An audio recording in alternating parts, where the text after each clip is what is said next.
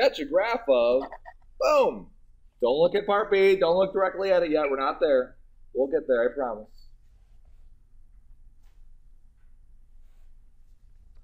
Just look at the lovely part A. And realize again, I did not make the axes big enough. Ah, sad sound. That's okay. We need 5 letters. We need A, B, C, H, K.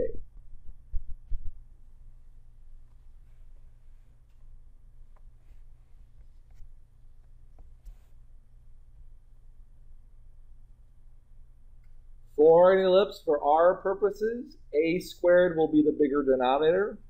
Which one's the bigger denominator? 100. So if a squared is 100, what does that make a? 10. B squared will be the smaller denominator. What does that make b? Good. Since c squared equals a squared minus b squared, that means c squared is equal to 100 minus 36. What is 100 minus 36? 64. So what does that say about c? C is 8. H corresponds to x. We have x minus 2. What does that say about h? H is 2.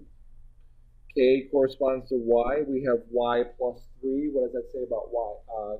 K, excuse me. Negative 3.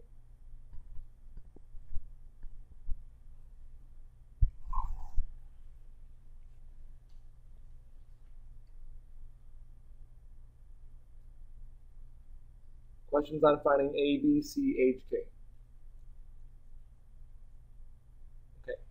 So again, we're going to do this by counting. I do not want you to memorize formulas for the vertices and the co-vertices and the foci because they're terrible. Just count. So our center is 2, negative 3.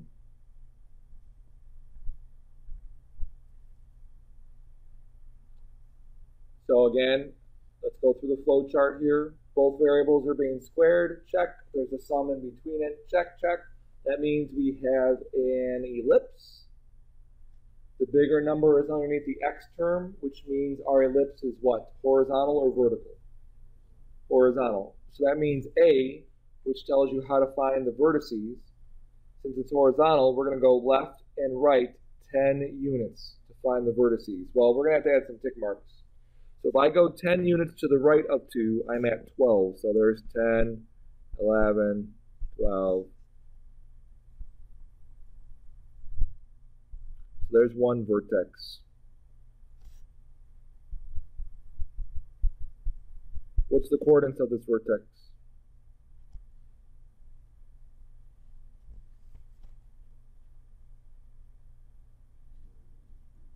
12, negative 3, good. If we go 10 units to the left of 2, negative 3, where do we end up at?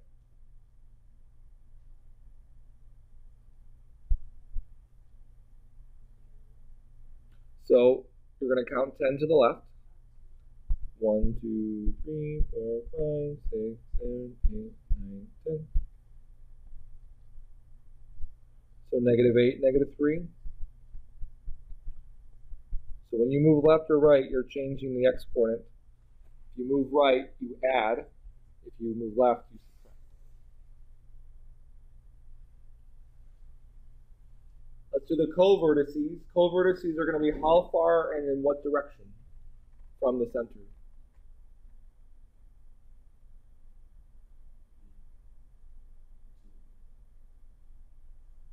What direction?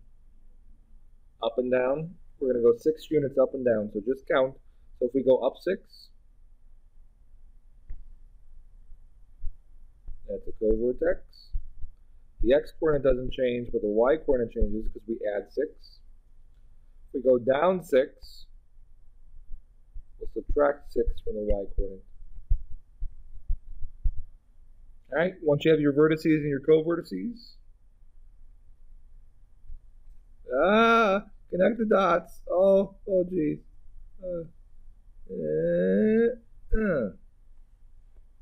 That's good enough. We just need our foci now. How far and what direction from the center do we go for the foci? So 8 units, left and right. Foci are always in the same direction as your vertices. So if I go left 8 units, I'm at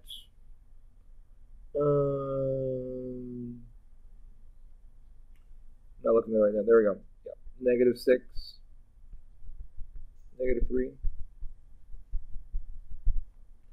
If I go right 8 units, I'm at 10, -3. Hooray! So this is no different than what we had before. We're just centered somewhere else. For part B, we got some work to do. That's nowhere near the format we need it to be in. So let's get it in that format. We are going to complete the square for both variables. What are the 2 steps necessary in order to complete the square?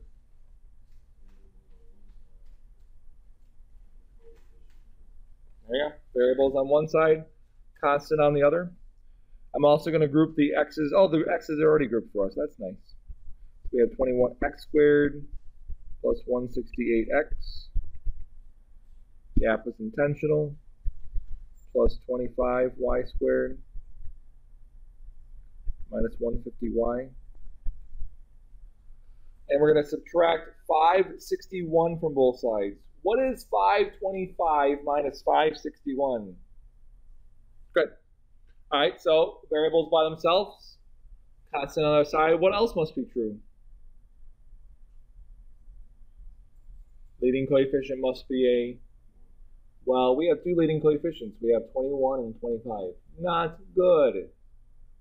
So what do we have to do? Instead of dividing by something to make them 1, because we can't make them simultaneously 1 at the same time, we factor out that leading coefficient. So if I pull a 21 out here, I'm left with x squared plus what? 8x.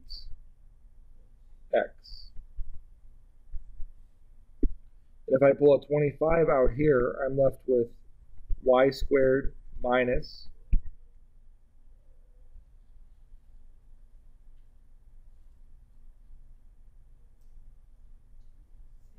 6y.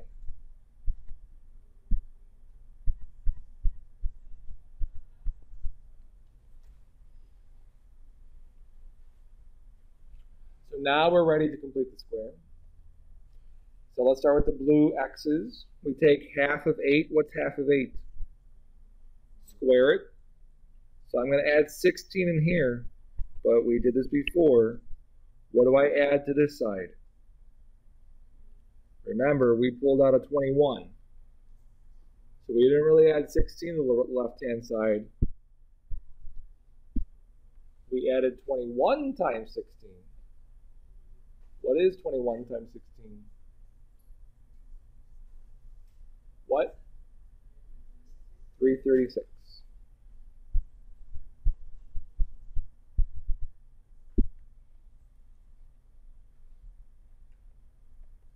For the green, we'll take half of -6, which is -3. Squared is 9, so I'm going to add 9 to this side. But I'm not really adding 9, I'm adding 25 times 9. What's 25 times 9? 225.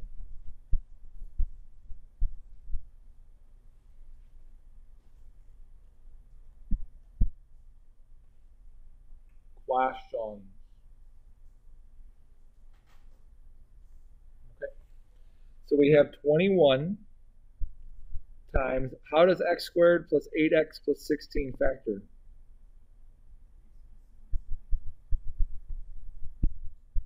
Plus 25 times, how does y squared minus 6y plus 9 factor?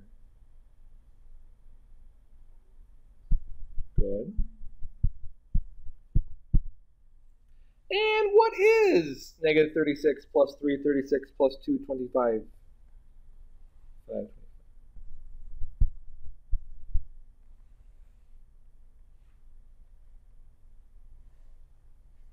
Almost to the form we like it in. We don't want it equal to 525. What do we want it to equal?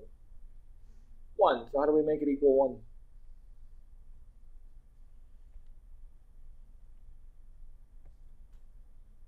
Divide by 525.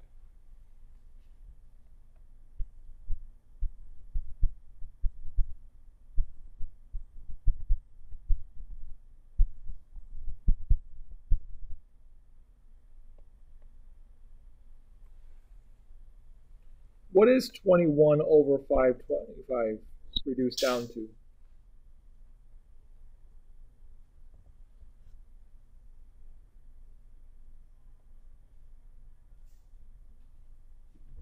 So this is x plus 4 squared over 25 plus 25 over 525 reduces down to 21. How nice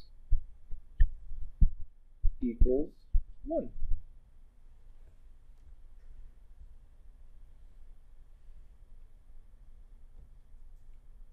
So yay!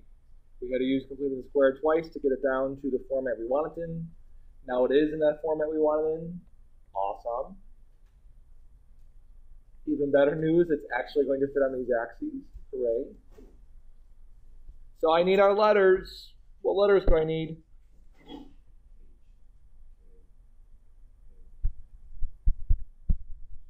There you go. A, B, C, H, J.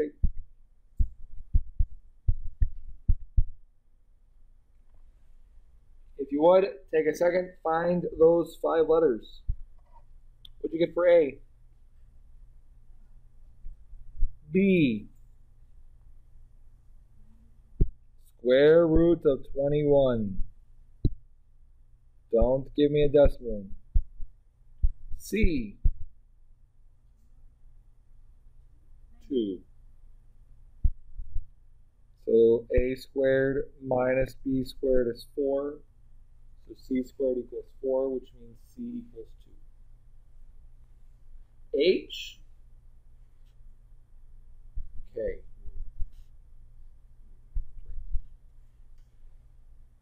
We have a radical. Oh well. You're going to see how much fun it is to have a radical. Comment, if that radical cleaned up, like if you had square root of 8, you will need to write it as 2 radical 2. So all those rules we had from before don't go away. You have to apply them now. So C squared is A squared minus B squared, right? What's A squared? 25. What's B squared? B squared. So A squared minus B squared is, okay, so that equals C squared. So if C squared equals 4, then what does C equal? 2. Is that okay? How's everyone else? All right, start out your center, negative 4, comma 3.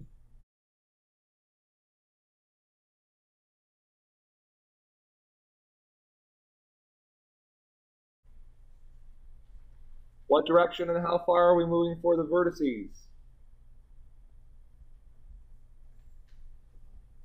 5 units, what direction? Left and right, because the bigger number is underneath the x. So if I move left 5 units, I'm at negative 5, positive 3. Sorry, negative 9, positive 3. And then if I move right 5, I'm at positive 1, positive 3.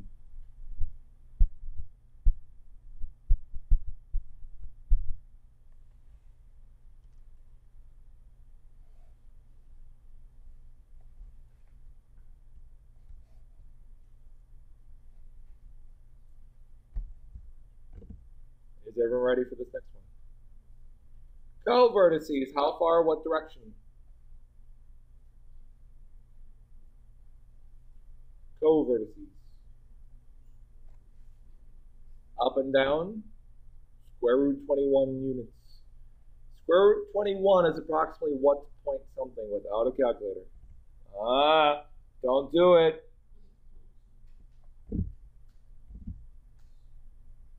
Four point something. because 21 is between 16 and 25. Square root of 16 is 4. Square root of 25 is 5. So we're just going to go 4 point something. So here we go. Going up 4 point something. 1, 2, 3, 4 point something.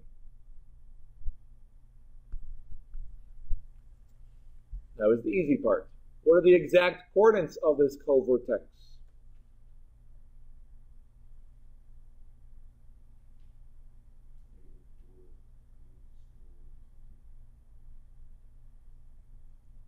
No. Because we didn't bounce up from the x-axis, we came from the point -4, 3. So we were already 3 units up.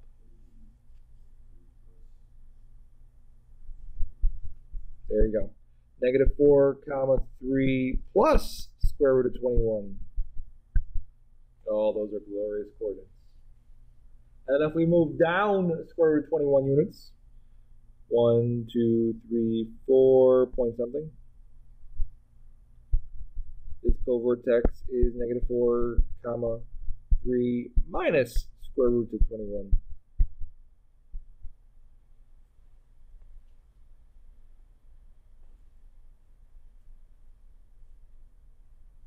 Notice our A is really close to our B, so when we graph this thing, it should almost look like a circle. It's not. Uh-oh. Oh. Oh, jeez. I got it. Oh. I missed that point. I'll just make that bigger. That's good. All right, last up. Foci, 2 units, same direction as your vertices, left and right. So right here is one focus, -2, 3. Then we have -6, 3.